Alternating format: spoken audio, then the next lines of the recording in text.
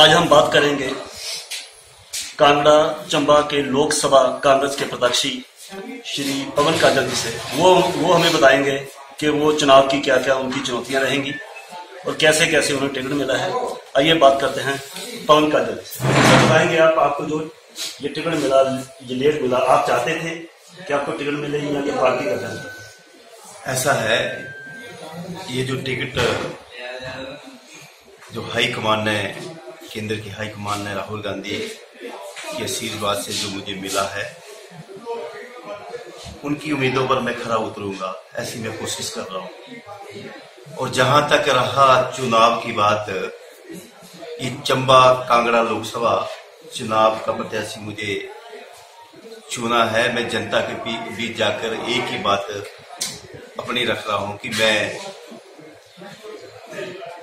जनता का अगर मुझे आशीर्वाद हो गया, जनता का मुझे आशीर्वाद हो गया और मैं दिल्ली पहुंच गया, तो कांगड़ा चंबा लोकसभा की क्षेत्र की तस्वीर बदलूंगा, कोशिश पूरी करूंगा। और जो पुराने रहे यहाँ से, जो चाहे भारतीय जनता पार्टी के प्रत्याशी रहे और मतलब जो भी थे पीछे, उन्होंने 5 सालों में ये 10 सालों में कुछ नहीं किया। जब इलेक्शन आते थे तो बड़े बड़े वादे करते थे, बड़ी बड़ी बातें करते थे। चंबा में सीमेंट प्लांट लगाएंगे, ब्रॉडगेज करेंगे, कोई और उद्योग लगाएंगे, ऐसी बातें करते थे। तो मैं आपके माध्यम से आपको भी बताना चाहता हूं, जनता को भी बताना चाहता हूं कि मुझे हाईकमान ने टिकट दिया है, प्रत्याशी घोषित किया है।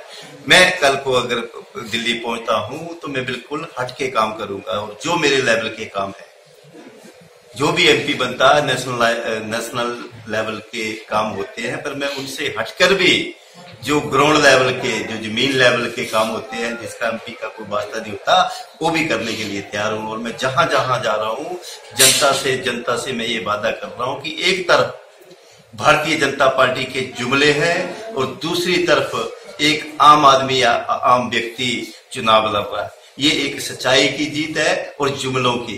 किसको आपने 19 तारीख को अपना आशीर्वाद देना है, ये आपको सोचना।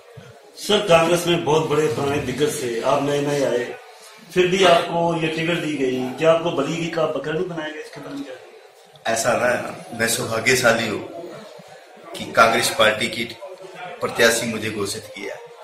मैं सौभाग्यशाली हूँ और मैं पहले भी बोल चुका कि मैं धन्यवाद करता हूँ हाईकमान का, और मैं उनकी उम्मीदों पर खरा पूरा उतरूंगा और जनता की उम्मीदों पर भी खरा उतरूंगा।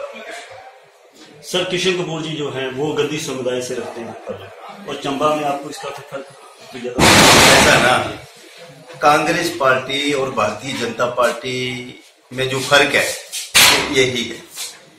भारतीय जनता पार्टी जात पात पे चुनाव लड़ती है, कांग्रेस पार्टी संस्कारित पार्टी है। कांग्रेस पार्टी कभी हिंदू मुस्लिम, कभी जात बरादरी नहीं करती, ये फर्क है। और ये भारतीय जनता पार्टी के जो लोग हैं, जो लीडर हैं, जुमलेबाज हैं, धोखेबाज हैं। आप सब जानते हैं कि पिछले जब आदरणीय मोदी जी ने जब प्रधानमंत्री बनना था तो लोगों को कैसे कैसे कितने जुमले दिखाए थे, चाहे वो 15-15 लाख रुपए देने की बात हो, 2 करोड़ नौकरियां देने की बात हो, गंगा साफ करने की बात हो, और भी जो उन्होंने जुमले दिखाए थे, जनता जान चुकी है। अब ये जो प्रत्याशी हैं, ये जो हमारे भारतीय जनता पार्टी के आदरणीय प्रत्याशी है, मुझे समझ नहीं आ रही है कि ये 1.25 साल सरकार में मंत्री हैं और हिमाचल प्रदेश में सरकार भारतीय जनता पार्टी की है। वो अपने वोट नहीं मांग रहे हैं, वो मोदी जी के सारे चले हुए। आप भी पहले बीजेपी में थे, शांताई के बल थे आप? नहीं, ऐसा है, मैं एक लोक सेवक रहा शुरू से, है ना, और सच्चा ईमानदारी के साथ काम किए जहां भी गया। एक वक्त होता था, हमने बीजेपी से टिकट मांगी थी, बीजेपी वालों ने टिकट नहीं दी। देखो आज कहां से कहां। अगर मैं बीजेपी में होता, टिकट की तो बात, मैं यहाँ कांग्रेस पार्टी का उपाध्यक्ष बनाया, उसके बाद मुझे प्रत्याशी बनाया। तो बीजेपी और कांग्रेस में बड़ा फर्क है। वो हीरे की जो भी, जैसे मुझे उन्होंने तराशा कि आप वहां पे चुनाव लड़ो, उन्होंने ठीक सोचा होगा। उन्होंने राजा साहब जो मुख्यमंत्री उन्होंने मुझे टिकट दिया और आज आपके सामने मैं प्रत्याशी हूँ लोकसभा का। चुनौतियां कौन कौन सी रहेंगी? मेरी चुनौती है बिल्कुल नहीं है, मैं बिल्कुल सादा आदमी हूँ।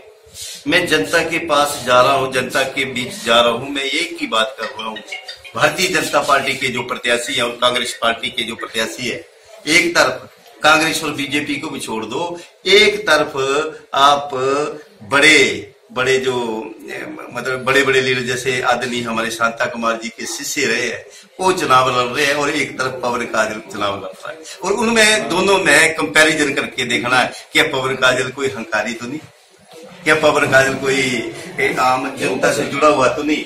हाँ, दूसरी तरफ भारतीय जनता पार्टी के जो भी प्रत्याशी थे उनमें कोई हंकार तो नहीं, या कुछ तो कंपैरिजन जनता करेगी और 19 तारीख को अपना फैसला और 23 तारीख को सब बाहर आ जाएगा, उसमें चिंता करने की कोई बात